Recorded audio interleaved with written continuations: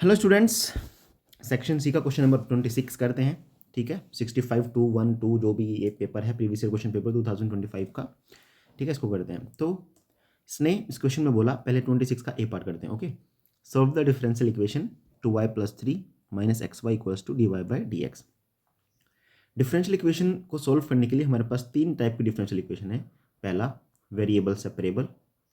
Variable separable मतलब ऐसी differential equations जिसमें वेरिएबल्स सेपरेट हो जाते हैं। वेरिएबल सेपरेट हो जाने का मतलब एक्स वाले वेरिएबल्स, जो टर्म्स एक्स की हैं वो एक तरफ हो जाएंगी और जो टर्म्स वाई वाली हैं वो एक तरफ हो जाएगी। दूसरा, हमारे पास होती है होमोजीनस इक्वेशंस।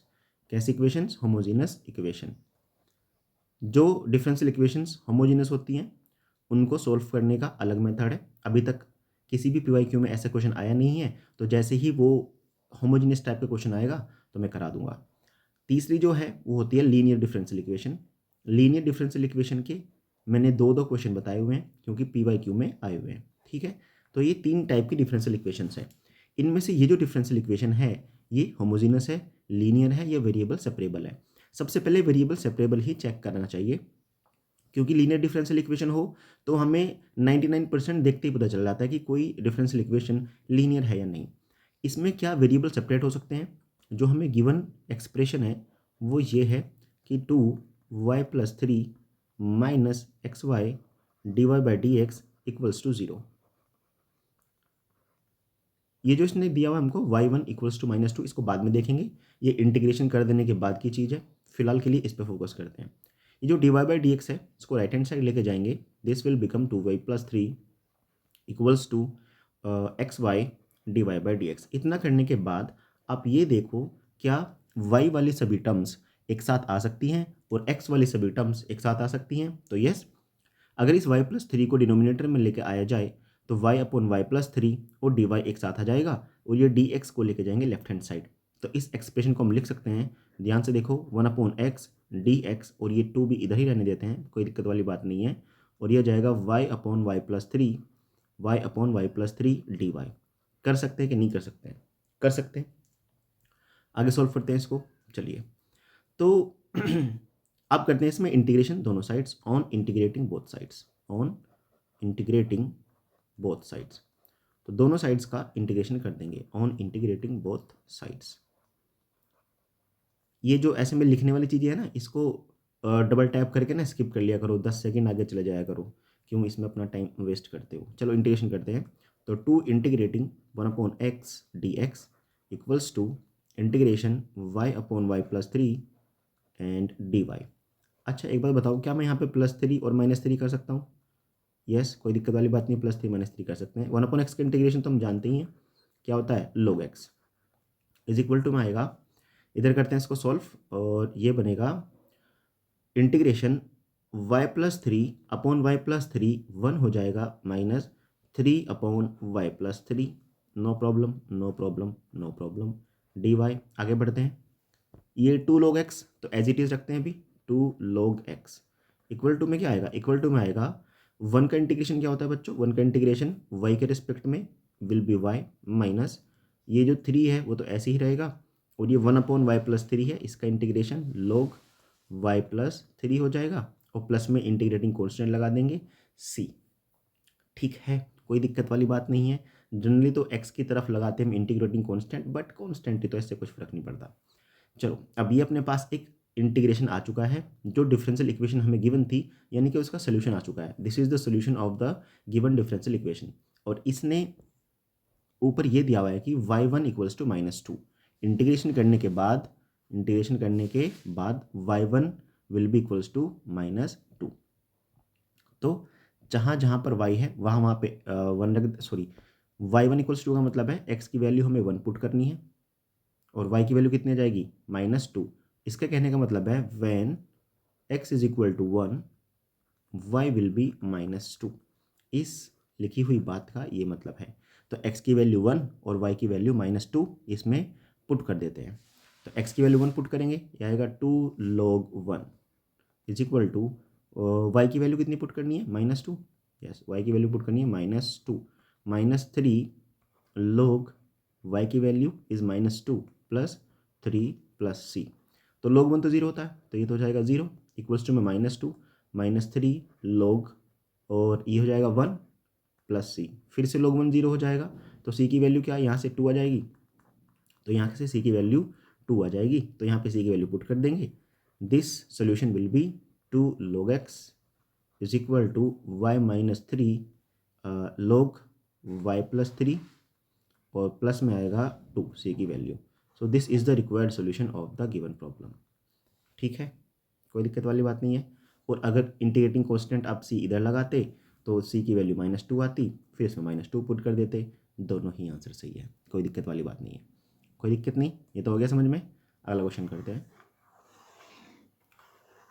चलो मैंने ही तुम्हारा टाइम बचा दिया।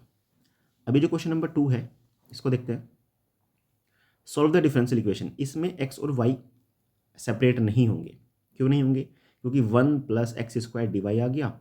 अगर आप चाहो कितना भी कोशिश कर लो, लेकिन y वेरिएबल्स और x वेरिएबल्स सेपरेट नहीं हो पाएंगे। वैसे भी ये देख के पता चल रहा है कि एक लीनियर डिफरेंशियल इक्वेशन है, इसका जो 26 का बी पार्ट है। चलो देखते हैं।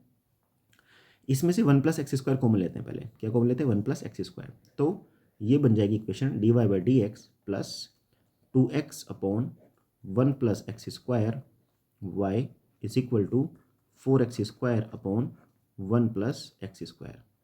यही तो बन जाएगी डिफरेंशियल इक्वेशन, कोई दिक्कत वाली बात नहीं है। कंपेयर करो इस इक्वेशन की, compare the equation with dy/dx plus py is equal to q।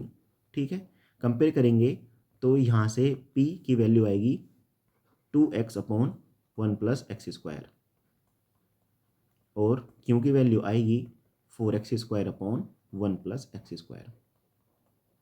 ठीक है, अभी जो ऊपर हमें डिफरेंशियल इक्वेशन दे रखी है, दिस इक्वेशन नंबर 1, इसका सोल्यूशन निकालते हैं। we know that solution of the given differential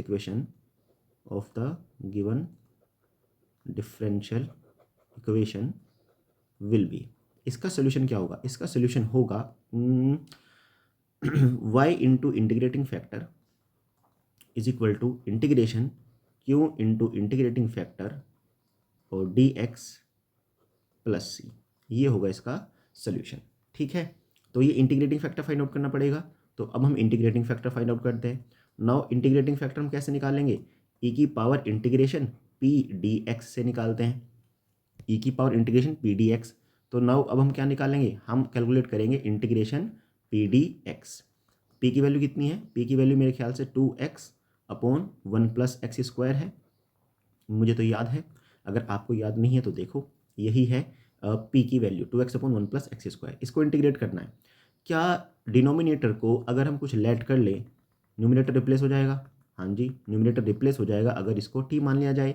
तो क्या मैं ऐसे कह सकता हूँ कि 1/t dt का इंटीग्रेशन है? यस, और 1/t का इंटीग्रेशन क्या होगा?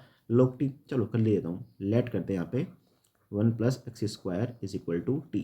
डिफ्रेंशिएट करेंगे तो 2x dx will be equal to dt।